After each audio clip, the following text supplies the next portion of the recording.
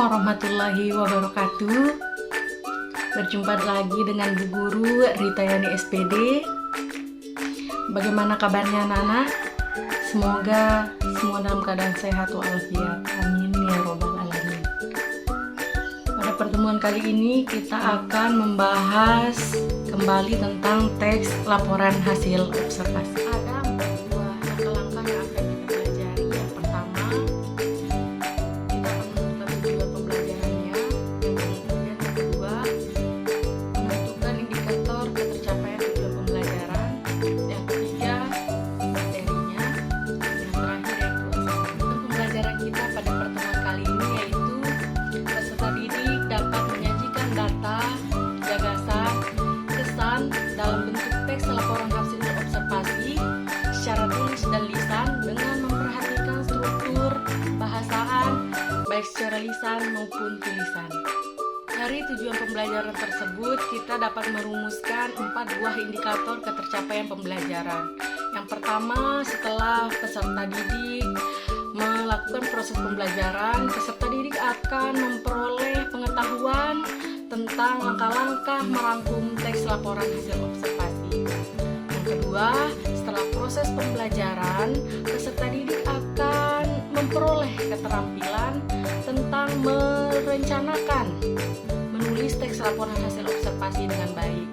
Dan yang ketiga, setelah proses pembelajaran, peserta didik akan memperoleh pengetahuan tentang langkah-langkah dalam menulis teks laporan hasil observasi. Indikator ketercapaian yang terakhir yaitu setelah kegiatan pembelajaran, peserta didik dapat menulis teks laporan hasil observasi dengan memperhatikan struktur, penggunaan ciri kebahasaan, kata istilah, menggunakan ejaan dan tanda baca yang benar. Tentu saja sebelum kita bisa merangkum dan menulis teks laporan hasil observasi dengan benar, kita harus tahu terlebih dahulu apa sih struktur dan ciri kebahasaan daripada teks laporan hasil observasi. Nah, pada pertemuan sebelumnya kita sudah membahas tentang struktur dan kebahasaan daripada teks laporan hasil observasi. Strukturnya sendiri ada 3 ya. Yang pertama pernyataan umum, yang kedua deskripsi bagian, dan yang terakhir deskripsi manfaat. Nah, yang pertama pernyataan umum. Pernyataan umum itu sendiri berisi penjelasan atau pembuka yang menjelaskan objek yang diobservasi itu secara umum atau secara garis besar tentang hal yang akan disampaikan. Nah, contohnya kita akan mengambil contoh buah mangga. Secara garis besarnya buah mangga itu apa, ya. Kemudian yang kedua, deskripsi bagian. Nah, di sini berisi rincian, isi, pembahasan tentang objek itu secara lebih mendalam. Nah, mangga itu akarnya seperti apa? Daunnya seperti apa? Jenis-jenis mangga itu apa saja, kan banyak di sini. Nah, jadi di sini bisa diisi rinciannya tentang objek yang diamati itu secara lebih jelas, ya. Kemudian struktur yang ketiga yaitu deskripsi manfaat. Nah, seperti namanya sendiri bahwa deskripsi manfaat tentu berisi manfaat dari objek yang dibahas. Nah, apa sih manfaat buah mangga itu? Tentu banyak sekali. Nah, di sini bisa anak-anak menjabarkan manfaat dari objek yang akan dibahas. Setelah membahas tentang struktur teks laporan hasil observasi, materi berikutnya yaitu kaidah kebahasaan teks laporan hasil observasi. Nah, kebahasan yang pertama yaitu menggunakan kalimat definisi dan kalimat deskripsi. Apa itu kalimat definisi dan kalimat deskripsi?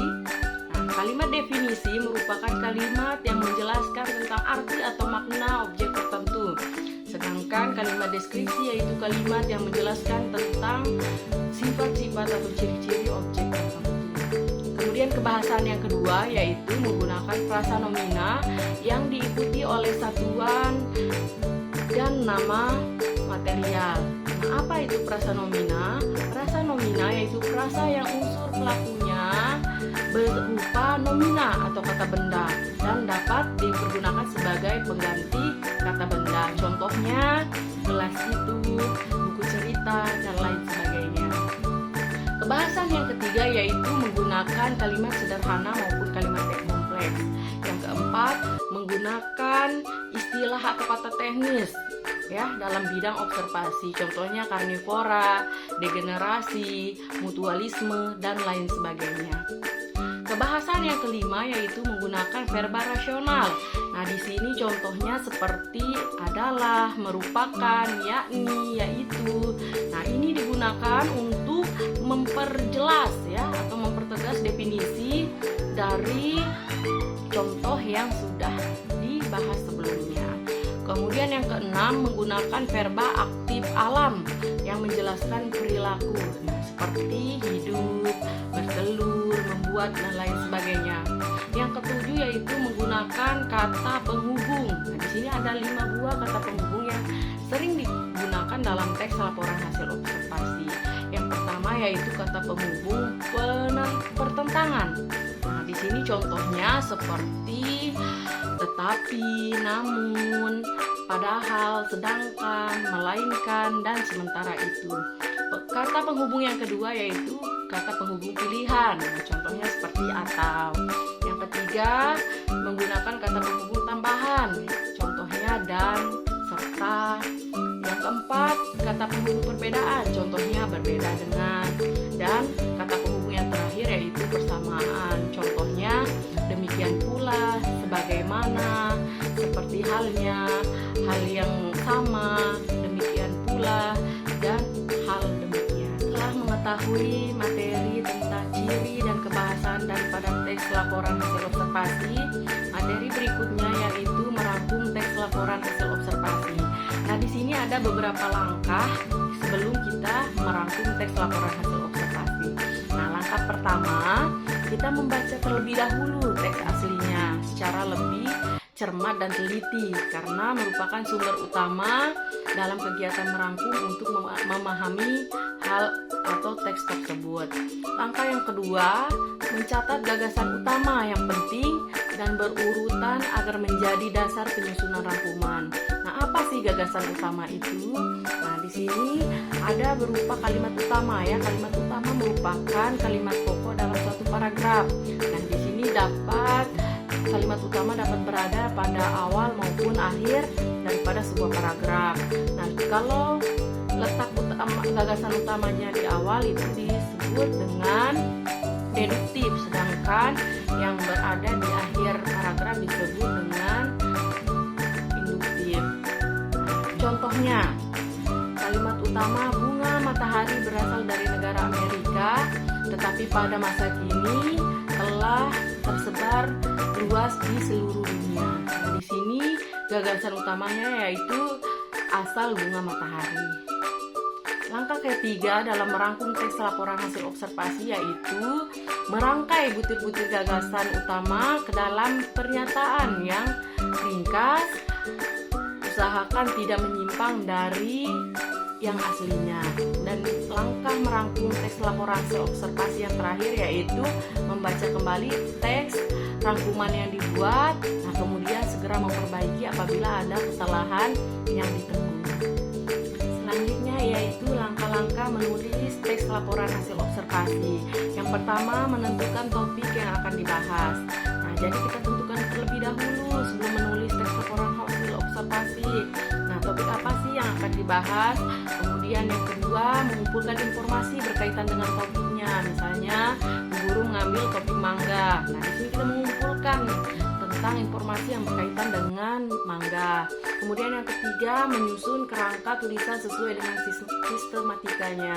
Nah, berdasarkan struktur, di sini kaidah kebahasaannya ya. Nah, kemudian langkah yang terakhir yaitu mengembangkan kerangka tulisan menjadi teks yang utuh. Bagaimana? Mudah bukan dalam menyusun teks laporan hasil observasi? Nah, di sini Bu Guru sudah menyediakan 5 soal tentang teks laporan hasil observasi. Silakan dikerjakan di buku tugasnya. Nah, di sini ada contoh teks tebu. Nah, di sini untuk membahas atau menjawab tentang soal nomor 1 sampai nomor 3. Nomor 1 tentang struktur teks laporan hasil observasi. Jadi soalnya struktur teks pada paragraf pertama adalah yang pertama, apakah termasuk pernyataan umum, yang B, apakah termasuk deskripsi khusus, C apakah termasuk deskripsi bagian, dan D apakah termasuk ke dalam deskripsi manfaat. Untuk soal nomor 2, bagian paragraf yang berisi ciri dan bentuk mengenai sesuatu yang dibahas dalam teks laporan hasil observasi adalah A. Pernyataan umum, B. Deskripsi manfaat, C. Deskripsi khusus, atau D. Deskripsi bagian.